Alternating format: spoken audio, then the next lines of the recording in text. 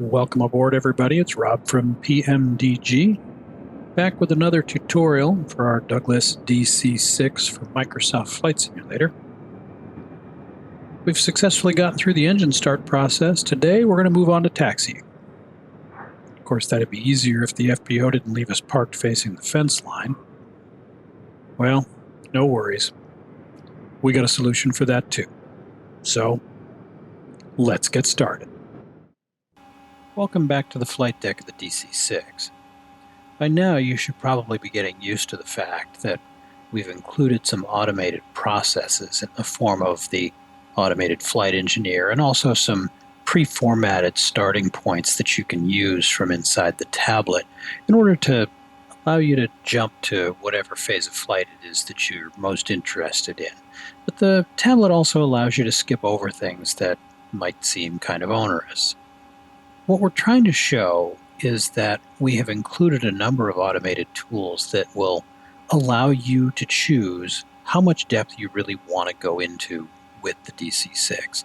If you are like me and you really like to dig into checklists and learning systems, this simulation is more than deep enough to allow you to really become familiar with what it's like to operate the airplane realistically. If, however, that's a little bit over your head or you just want to be able to fly the airplane for fun, you've got tools that allow you to do that as well, and you can use the automated flight engineer to skip you through the checklists and handle all the switches and knobs. In addition, we've got some easy-to-use aircraft states here on the tablet you can see that will allow you to just go right to cold and dark, right to ready to start, or right to the ready to taxi. That will allow you to just jump right to that thing that you want to do and start right from there. So today we're going to use the ready to taxi. This presumes that the airplane has been completely tested, run up, put together, and it is ready to go. And all we need to do is release the parking brake and start taxiing. So I just hit that button and you can see that the automation is now kind of going through and getting the airplane all started up. It does take it a couple of seconds and you'll start to see the engines light off one by one here as we watch. And as the engines come online, you'll also notice that it assumes that they've already been running. They're warmed up, they're ready to go. There's really nothing that you need to do. And the checklists are complete as well. So when you push the ready to taxi button, once you see all four engines running, you really are ready to go. And that's what we're doing here right now. So all four engines are running. We're going to take a look here. We'll just scan through the engine instruments just to make sure. And as you can see, the oil temperatures and pressures and everything, they're all ready to go. So we can begin taxiing whenever we're ready. But you know what? Let's stick to the program. Let's have the automated flight engineer run the after start checklist. That way we know everything's ready to go. Start selected boost pumps. Off and off. Battery switch. We'll let them kind of go through their thing. I'm going to talk over them a little bit because you've seen them do the after start check before. But we're facing a fence line here, and my experience with this airplane tells us that we could probably make this turn and be able to taxi out of the ramp without too much problem.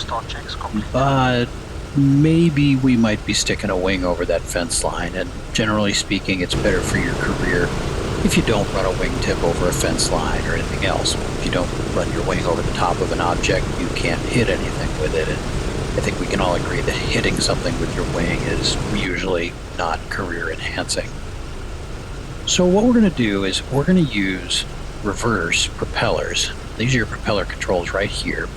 We're going to use reverse to back the airplane out of its parking stand. And we're going to do it by moving the throttles to idle and then dropping this bar. This is the reverse lever. We're going to drop that into reverse and then add a little bit of power. Alright, so we've selected reverse, bringing the throttles up just a little bit, and you'll see that we're beginning to see an increase in engine RPM, which is right here, and the manifold pressure, which is directly above it. So we're going to start to back up just very, very gently.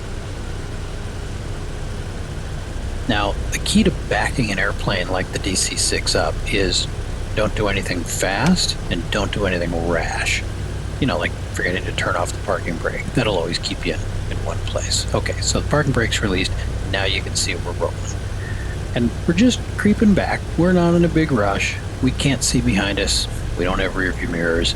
If we were doing this actually at National Airport, we'd have to go find the guys from Signature because they probably wouldn't be working with us anyway, but we'd have to go find someone to back us out of the stand so that we wouldn't hit anything. But a DC-6 is a very tail-centric airplane.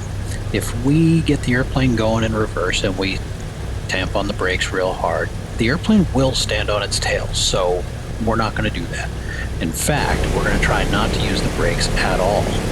So I've got right rudder into it, or right tiller, sorry, and so the airplane's just kind of started to pivot out of its stand, and you can see it's kind of working its way around here. You can also see that there's quite a lot of vibration being transmitted into the airframe, and that's actually quite realistic. These engines don't really love being run in reverse, and it does a very good job of transmitting that vibration into the airframe. You can see it in the standby compass. You can see it in the combing panel padding, and the engine instruments are kind of bouncing around as well. So we're just about far enough around here that I think we can probably taxi out without too much trouble. Just give it a little bit more to go. Now, to come out of this, all we're going to do is pull the power back to idle. The engines will roll down to idle, and when they do, our reverse bar is going to pop back into its normal position. You'll see we do that right here. Okay.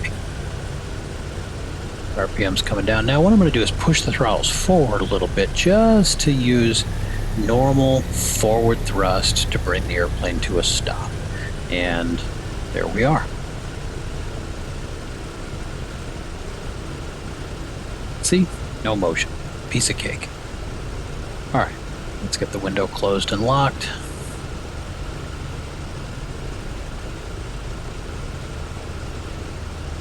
Just a quick scan of the overhead. Oh, yeah, we forgot to turn the beacon on. Okay, bad pilots.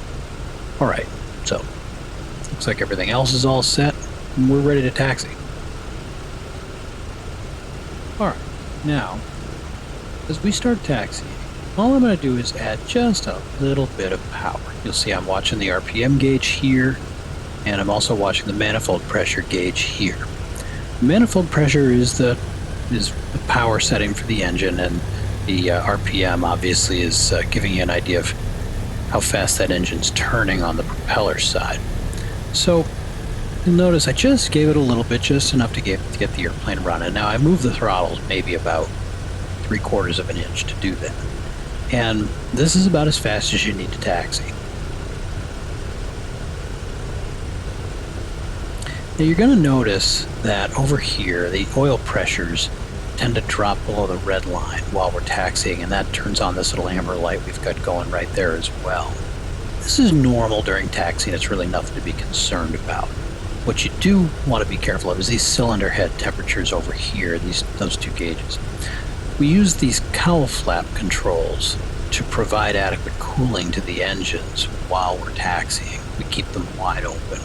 And the reason why we do that is that the metal that makes up those cylinders, if it gets too hot, it brittleizes. And when metal gets brittle, it breaks. You can imagine that if the top of the cylinders gets hot enough that metal becomes brittle, and then one of the tops of those cylinders cracks and goes flying off, it has a way of really affecting engine performance. Most notably the fact that the next thing you'll be doing is hitting the feather button to shut that engine down. So it's critical that you really keep an eye on your cylinder head temperatures. That's true while taxiing on the ground in the summertime particularly, but also during takeoff in all weather conditions. Now, I want you to notice that we are not engaged in any checklists at this point of flight, and that's normal. Especially in a busy environment, and Washington National Airport certainly would qualify as a busy environment. You really don't want to be head down inside the cockpit running a checklist and flipping switches and looking at a whole lot of gauges. what you should be doing is have your eyes up, looking outside the airplane, making sure you're following your taxi instructions, etc., etc. This is an area where you can really get yourself in trouble taxiing an airplane if you're not paying attention. So a well-designed checklist process will have the crew not engaged in too many tasks inside the cockpit during the taxi process. What we can expect to happen next is we're going to go to the run-up block, and if we haven't done a run-up, if our engineers hadn't done it already, we would do a run-up on the airplane. If we've already done the run-up or we've already flown the airplane today, we'll go right to the runway, get in the conga line, and be on our way. Now, in our case, we're not going to do a run-up. The run-up we consider to have already been done by the engineers when we use the automated systems like we are. Instead, what I'm going to do is I'm just going to reset us here because I want to show you a little bit about engine harmonization, because this is an area that you can cause some damage to the engines if you're not careful. So let me hit the reset button here and be right back with you. Okay, so same day, same airplane, same configuration. What I want to show you is watch the RPM needle right here and the manifold pressure gauge right here. I'm going to advance the throttles just a little bit to get the RPM to come up above 1,000. And as you'll notice, if you watch the rate of vibration of the needle, all of a sudden, right there, it starts to really bounce. And pull the power out, and as it slows down, it stops doing that. I'll repeat this a couple of times here while we talk. What that is harmonization. If you look in the airplane flight manual, every piston engine has a range that is called the harmonization range. And it is a range in which you are prohibited from operating the engine except for very brief periods of time. So you can watch, see how it really starts to shake right there, and it causes the whole panel to shake. And if we look over our shoulder at the engines, you'll actually see the whole cowling start to take up that vibration if we were to leave it in that power range. And, well, vibration is bad. Vibration is really bad.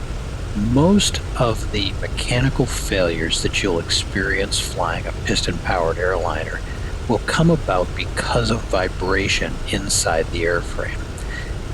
Engines are machines, and they're machines that move and spin really quickly, and they're very, very, very finely balanced.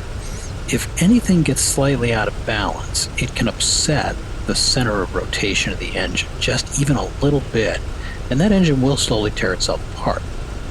That harmonization range is actually a physical property of the mass and structure of the engine, and at that RPM it just starts to shake. Every engine has that range. So if you look in the manuals for the DC-6, you'll find that harmonization range is between 1250 and 1600 RPM. So you'll watch as I start to bring the power up here just right now. You can see it really starts to shake. Now if I keep bringing the power above it, it stops. So it's okay to transit through that harmonization band, but you really don't want to hang around in there for very long. If you do, you're going to wind up causing damage to the engines, and that stuff comes back to haunt you. Each of these engines will cost, if it fails, about $85,000 to $100,000 to overhaul and repair. That doesn't even include the $30,000 to $50,000 in manpower it's going to take to pull it off the airplane, overhaul all of the components, and put it back on the airplane. So you figure you've got $600,000 worth of repairs if you just abuse the engines and let them harmonize like that. So my recommendation, don't do that. If you do that in the PMDG DC-6 and you have realistic engine management set in the tablet, eventually you're going to start to see that the little color chips above your engines go from green to yellow to orange to red.